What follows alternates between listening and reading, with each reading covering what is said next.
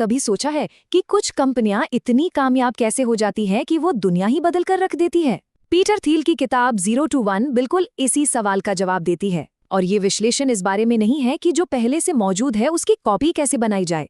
नहीं, ये इस बारे में है कि कुछ बिल्कुल नया कैसे बनाया जाए। थिल हम सबके सामने एक बहुत बहुत गहरा सवाल रखते हैं। ऐसी कौन सी जरूरी सच्चाई है जिस पर बहुत कम लोग सहमत होंगे? जरा एयरबीएनबी के बारे में सोचिए। एक वक्त था जब ये आइडिया कि कोई अजनबी लोगों के घर में जाकर रहेगा पागलपन लगता था, है ना? लेकिन यही वो असहमति वाली सच्चाई थी जिसने पूरी ट्रैवल इंडस्ट्री की शक्ल ही बदल दी। तो चलिए, आज हम थिल की इसी दुनिया बदलने वाली प्लेबुक के 5 मुख्य हिस्सों को समझेंगे। हम देखेंगे कि 0 से 1 जाने का मतलब क्या है, कंपटीशन के मिथक को तोड़ेंगे, एक क्रिएटिव मोनोपोली बनाने की ताकत को जानेंगे, निश्चित और अनिश्चित भविष्य के बीच का फर्क समझेंगे, और हाँ, ये भी देखेंगे कि कामयाबी कोई लॉटरी का खेल नहीं है। तो शुरू करते हैं पहले हिस्से से। भविष्य को बनाने की, उसे आकार देने की असली चाबी आखिर है क्या? वो छिपी है 0 से 1 जाने में।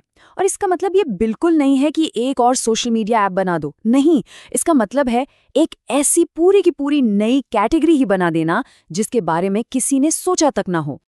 तो 0 to 1 का असल में मतलब क्या है? ऐसे समझिए, जब गूगल बना उस वक्त कोई भी अच्छा असरदार सर्च इंजन था ही नहीं। कुछ भी नहीं से कुछ बना। ये है वर्टिकल प्रोग्रेस, और ये 1 to n से बिल्कुल अलग है। 1 to n क्या है? वो है किसी मौजूदा चीज को कॉपी करना, जैसे गूगल के आने के बाद एक और सर्च इंजन बना देना। इसे ऐसे देखते हैं, वर्टिकल प्रोग्रेस मतलब बिल्कुल नई चीजें बनाना, यानी 0 से 1 तक जाना।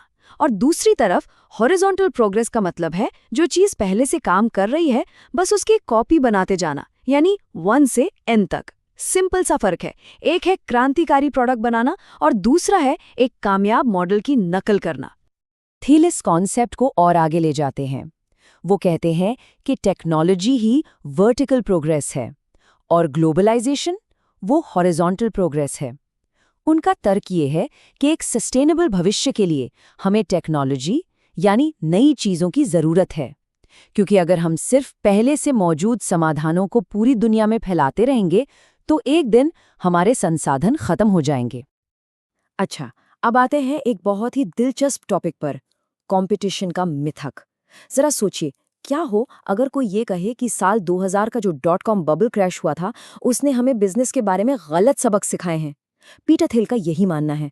वो कहते हैं कि उस एक घटना ने हमारी सोच को ऐसे मोड़ दिया है कि हम आज तक उसके असर से निकल नहीं पाए हैं। याद कीजिए 90 के दशक का आखिरी दौर। टेक की दुनिया में एक अजब सा जुनून था।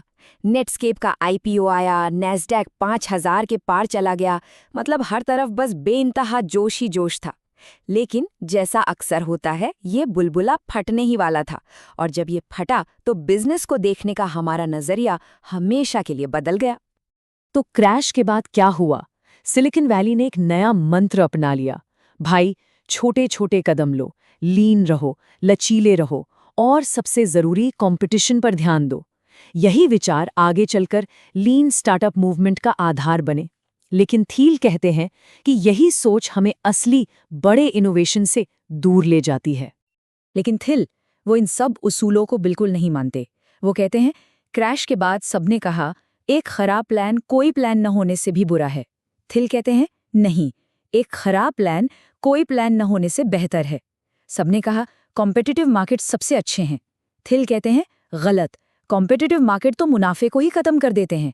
ये पारंपरिक सोच के एकदम उल्टा है, और यही उनकी पूरी फिलॉसफी की चाबी है।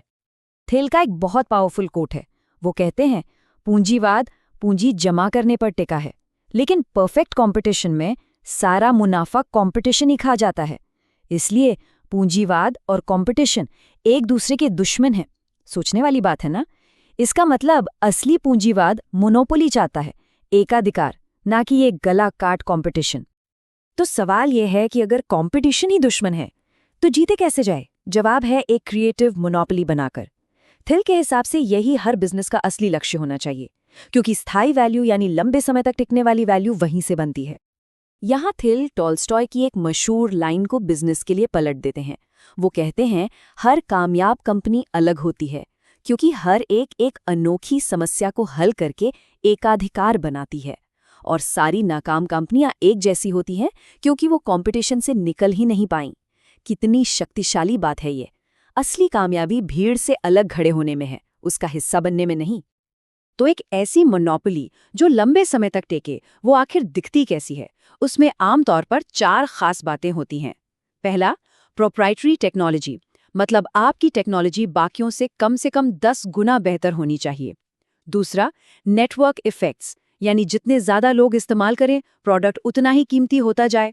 तीसरा, इकोनॉमीज ऑफ स्केल, जैसे जैसे कंपनी बड़ी हो उसकी लागत कम होती जाए।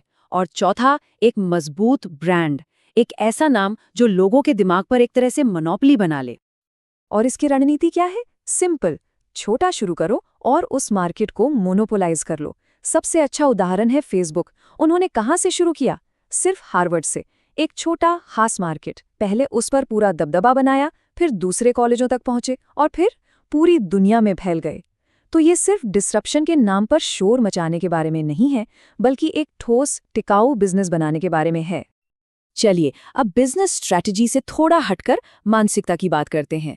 एक बुनियादी सवाल, क्या भविष्य एक ऐसी चीज है जो बस हमारे साथ हो जाती है, या फिर क्या ये वो चीज है जिसे हम खुद बनाते हैं? क्या कामयाबी सिर्फ किस्मत का खेल है या एक सोची समझी योजना का नतीजा? यहाँ पर थिल एक बहुत जरूरी फर्क बताते हैं, निश्चित और अनिश्चित आशावाद के बीच। एक निश्चित आशावादी ये मानता है कि भविष्य बेहतर होगा और उसे बेहतर बनाने के लिए एक प्लान बनाता है और उस पर काम करता है।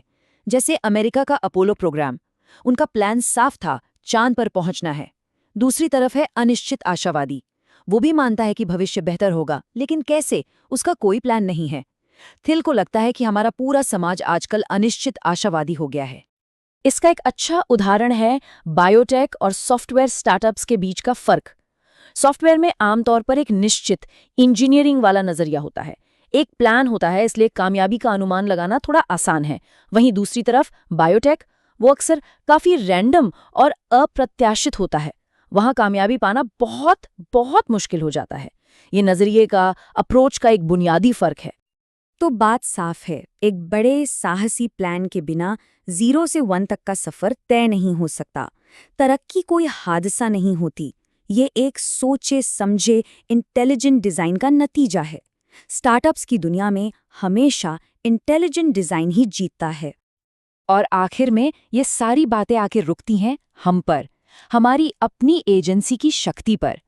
हम सब में भविष्य को आकार देने की, उसे बनाने की ताकत है, लेकिन सिर्फ तब जब हम ये करने का फैसला करें। थिल का आखिरी संदेश बिल्कुल सीधा, सिंपल, लेकिन बहुत गहरा है। आप कोई लॉटरी टिकट नहीं है। मतलब किस्मत के भरोसे मत बैठो, अपनी किस्मत को नियंत्रित करने की ताकत खुद के हाथ में लो। तो आखिरी सवाल यही है कि हम लोग कौन सा निश्चित भविष्य, कौन सा डेफिनेट फ्यूचर बनाने की योजना बना रहे हैं।